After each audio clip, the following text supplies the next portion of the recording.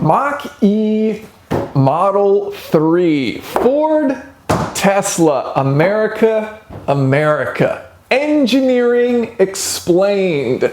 Now that nonsense is out of the way, hello everyone and welcome. In this video we are going to be comparing the Ford Mustang Mach-E to the Tesla Model 3 as well as the Tesla Model Y. Now, these are all electric cars, so let's knock out some of the high-level specifications first, starting with the battery. And if you want the largest battery, the Mustang Mach-E actually offers two battery sizes, one of which is significantly larger than the one battery option which is available with the Model 3 and the Model Y.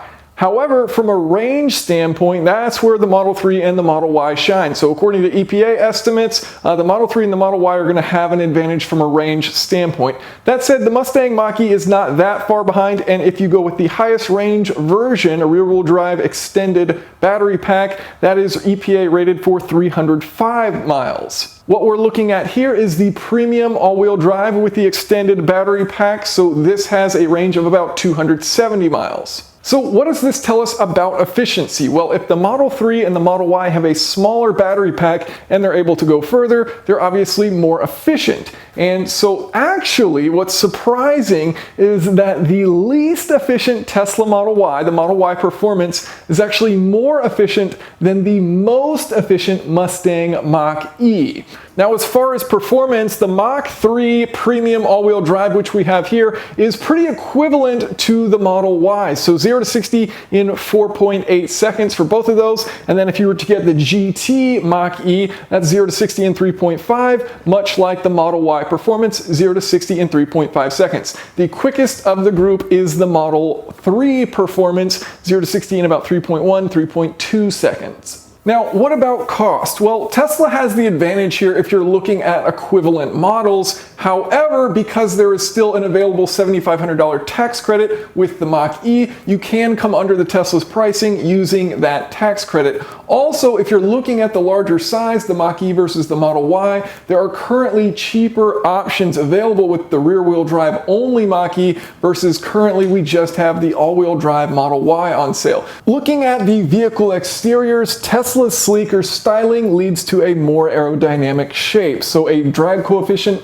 of just 0.23 for the Model 3 and Model Y versus 0.285 for the Mach-E. Looking at the wheels and tires, two things surprised me with the Mach-E. The first one, good, that they use fat sidewalls. I love to see this. Everyone's going towards very narrow, tiny little sidewalls on their tires now, and Ford has done the opposite with the Mustang Mach-E, which I love to see. 19-inch wheels. Tesla likes to use a narrower profile there on the sidewall, so I like the sidewall on this. Unfortunately, the tires are pretty narrow. I was very surprised to see 225s on this, especially considering the Mach-E's weight. This is a very heavy vehicle and it's got a very narrow tire on it for that weight. These are narrower than the Model 3, the Model 3 using 235s and the Model Y using 255s, so 30 additional millimeters of tire width on the Model Y for a vehicle that probably weighs less. Now, I actually really like the exterior of the Mach-E, and I think it's cool how they've done the design and kind of made it look slimmer than it actually is, and I think the side profile actually looks really cool.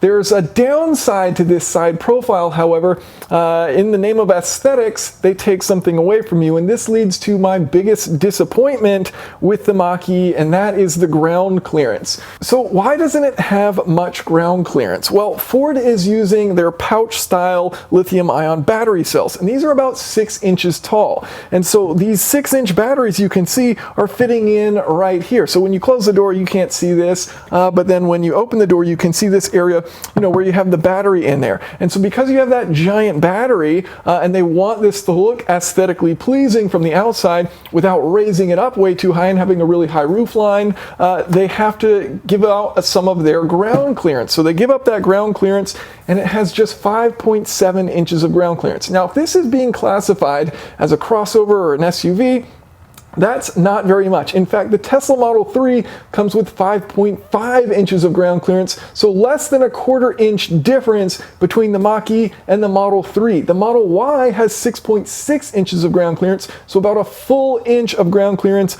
on the Mach-E. And to me, I was already disappointed with the Model Y's ground clearance. I thought it should have been a little bit higher. So with the Mach-E, Mach-E, you're only getting 5.7 inches, so I think that's a bit disappointing. Now, Tesla uses a significantly shorter battery cell, and so looking at this Model 3 Performance to my left, this has about half an inch difference in ground clearance, the Model 3 Performance being slightly lower down versus the standard Model 3. Half an inch difference in ground clearance between this vehicle and this vehicle, and yet if you look at the hood height, it's about at shoulder height on me here, and then this is well over my shoulder coming up here. So even though these vehicles have similar ground clearance, look how much taller this one is sitting. So it gives it that, SUV appearance. It lets you sit up high for that driving style. However, unfortunately, you don't get the benefit of added ground clearance. All right, so let's start to get into practicality, starting with the front trunk. Both of them have spacious front trunks, which is nice to see. One advantage of the Tesla is that you can open it using an app on your phone.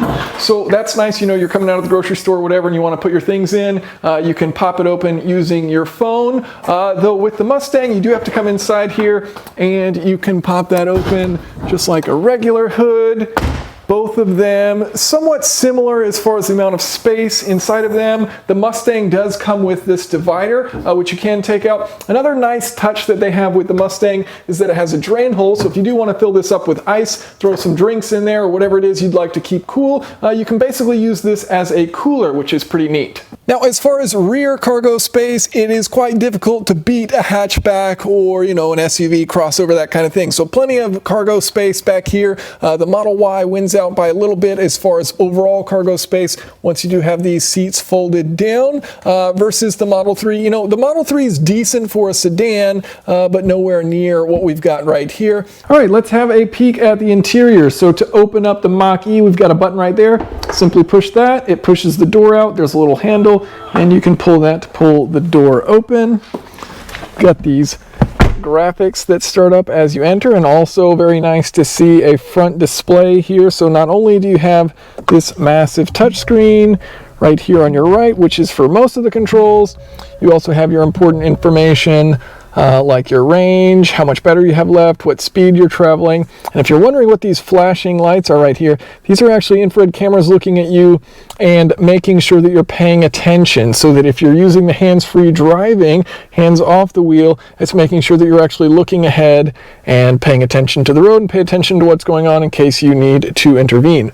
Another really nice touch, you've got wireless Apple CarPlay here. So fantastic to see Apple CarPlay. You've got Waze, Spotify, all wireless connected. I already had my phone connected, so the second I got in, it already connected up the wireless Apple CarPlay. Nice big screen here, and overall pretty easy to use. You've got this car up here, which gives you pretty much all of your settings and the different drive modes that you have. And then if you want to get back to CarPlay, you've got this menu system right here to get to that and use those apps. As far as space in here, now I know Jacob from Straight Pipes, he was having a little trouble with his knee and this corner. Mine actually doesn't hit the corner, even though Jacob and I are the same height, 6'1½". And also, there's plenty of adjustment in this seat if you want to go back even further. So I've got a big gap there. So if you are really tall, you can put this seat quite far back and get your knee away from that corner. That said, that is a pretty sharp corner. So if you're riding really close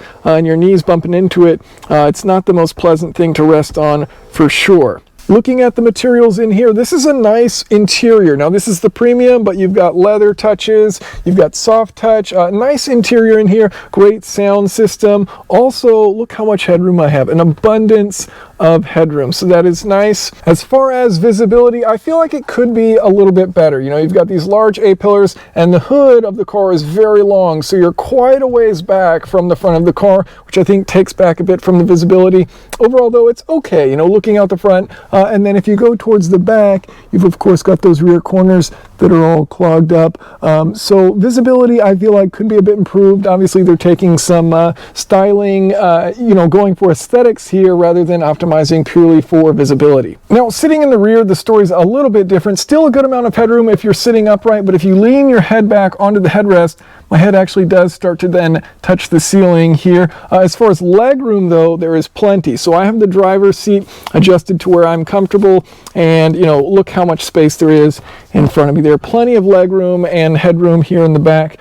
Same story with the Tesla Model Y, plenty of leg room and headroom in the front and the back seats. Now, as far as leg room and headroom in the Model 3, if you're up front, plenty of leg room, plenty of headroom, no problem. A bit more restricted if you are sitting in the back seats versus the Mach-E and the Model Y. Visibility pretty good in the Model 3 and the Model Y looking out the front. It does get a bit restricted looking out the back. The back just comes up really high, so kind of hard to see that. Of course, you've got rear view cameras, so restricted a little bit in the back. Minimalist interior in here, large screen. You don't have that, screen in front of you if you wanted a display right there, but I very quickly got used to this. Don't mind having it to the right, but I think it is a nice touch in the Mach-E having that display up front. So what is it like to drive? Well, thanks to having that battery, all of that weight beneath you, as well as having that low ground clearance, the driving behavior, actually not a ton of body roll. It's got, a good feel to it. It's responsive,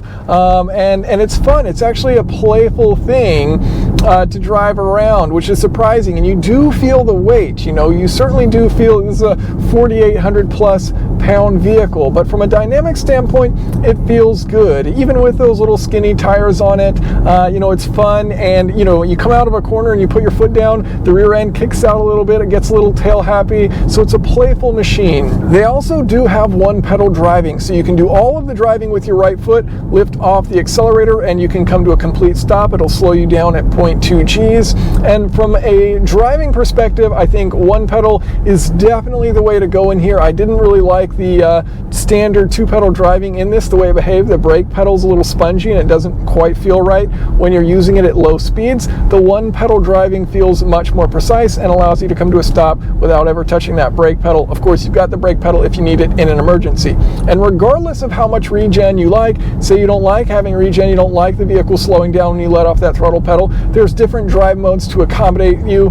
And one of the biggest differences from a driving standpoint of how this is different from the Tesla is that the brake pedal blends both the mechanical brakes and the electric regen from the motors. So in the Tesla, the brake pedal is only operating the mechanical brakes and you choose what regen you want. In this, you choose what regen you want, but also no matter what, the motors will use that maximum regen when you start pressing on the brake pedal. So first they'll use regen. As you get deeper into that brake pedal, they'll blend over to the mechanical brakes to bring you to a stop if you need to stop faster.